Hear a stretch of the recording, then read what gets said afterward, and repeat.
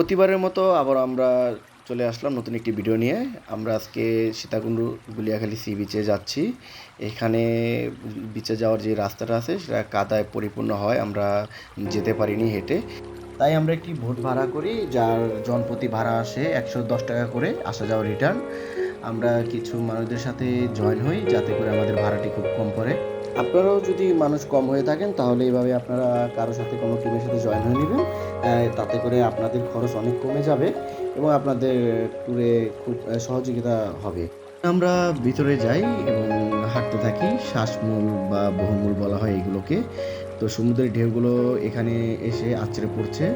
দেন আমরা এই সৌন্দর্যগুলো খুবই উপভোগ করলাম। এই শ্বাসমূলের মধ্যে দাঁড়িয়ে আমরা অনেকগুলো ছবি তুলে নিলাম এবং এই বাতাসগুলো উপভোগ করছি।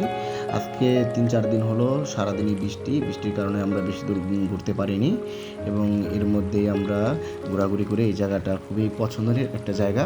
এই বিচের সবচেয়ে সুন্দরতম দিক হলো এই একদিকে আপনার সবুজ গালিচা, আবার অন্যদিকে এইরকম শ্বাসমূলে দিয়ে ভরা। এর মধ্যে আমরা কিছু ছবি তুলে নিলাম আর আকাশও অন্ধকার হয়ে যাচ্ছে।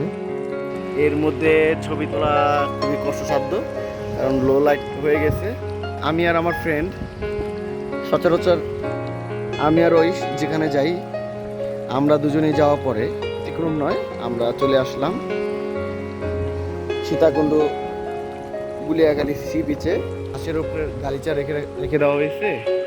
এই গালিচাগুলো খুবই সুন্দর। সমুদ্রের আওয়াজ শো শো করে বাতাসের সাথে আসতেছে, তীরে ভিড়তেছে। আমরা দুজনে ঘুরতেছি। এর মধ্যে আমার ফ্রেন্ড কাদা মাদা লাগিয়ে হাত পায়ে পুরো মাখিয়ে ফেলেছে, কারণ ও পড়ে গিয়েছে। ওরে দেখলে মনে হবে ওই জলস্থির মতো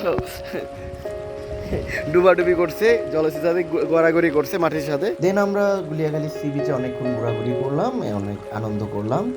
তো আমরা এই সবুজের মাঝে হারিয়ে গেলাম অনেকক্ষণ।